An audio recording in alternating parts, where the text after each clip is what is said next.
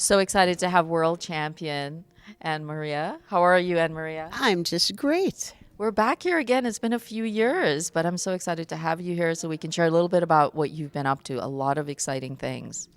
Yeah, since the last time I was here, I've moved, I think, several thousand miles away and started another company in another country, but it's been a good couple of years. What I love about your story is that it's far beyond just being a super athlete. It's all of the great things that you're accomplishing. I mean, Forbes has listed you as one of the most, I would say, impressive, powerful women, on the rise. And education, you're big on education and children, just as I am. So that really is a big, big thing that's happening now with you, right? Well, yeah, that's why we named our company Seven Generation Games, because the thing that you can most do to affect the next generation, I think, is to educate this one. And we spend so much time at the very short term, looking what our stock price is going to go up next quarter and not looking at how the things we do are going to affect our children and their children. And I think we'd all be in a lot better shape if we thought about that. And everybody's waiting for somebody else to do it. It's funny. It's like in judo once, I was at a Black Belt Association meeting, and I said to my friend, does it seem like the old people in charge are less of a pain in the ass than they used to be? And he looked at me and he said, AnnMaria, we're the old people in charge now, which is a scary thought.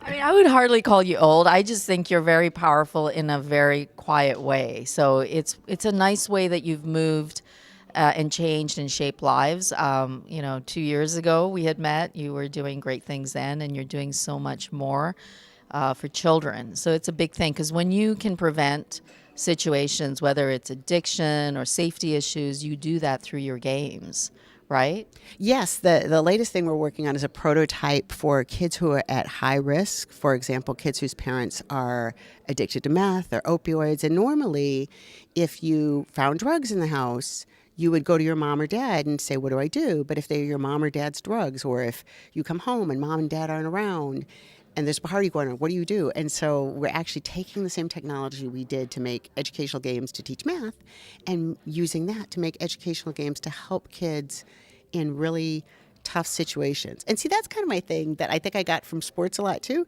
that you can take something and consider a disadvantage, or you can turn that to be an advantage. I mean, judo is all about that.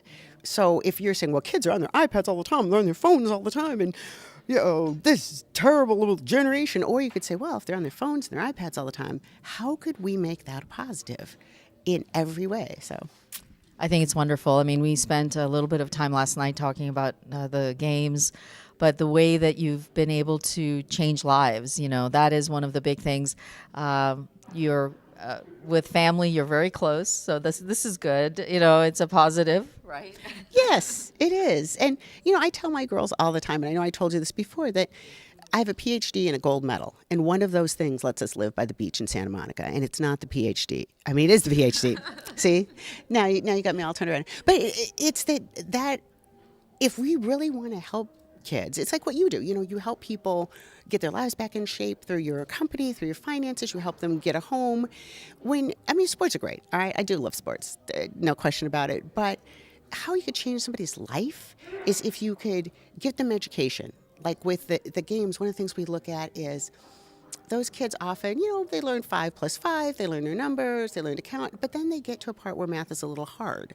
And they start to think, oh, I suck at math, I'm not good at school, and it's just a downward slope. And we try and intervene then.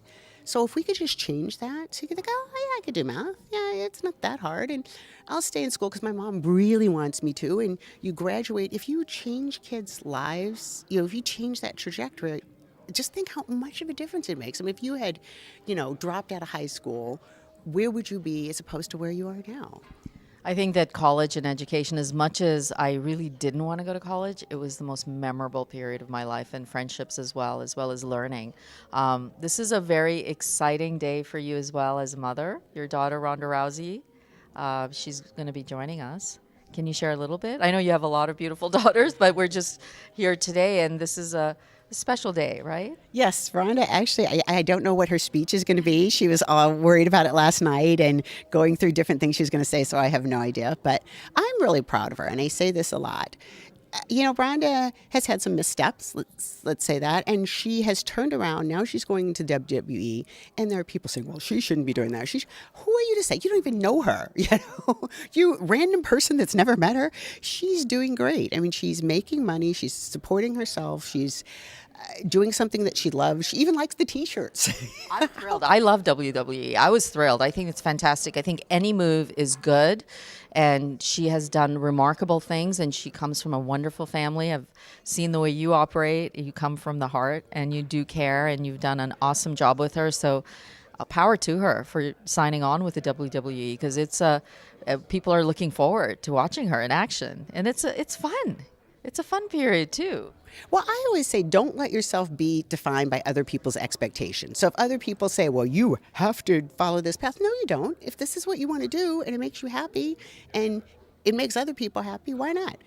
And it's fun. She's having a great time. They had the event in Anaheim, and my little niece had just turned 6, so she took her out and they played the Frozen theme at the whole Anaheim Stadium. And Rhonda and Amelia did cartwheels around and danced around.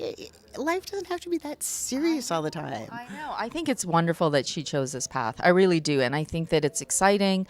I think it's great for women, for girls to watch her in action. And she made a good choice. She made a great choice. And I just want to thank you for joining us here. I really do, with Angt TV.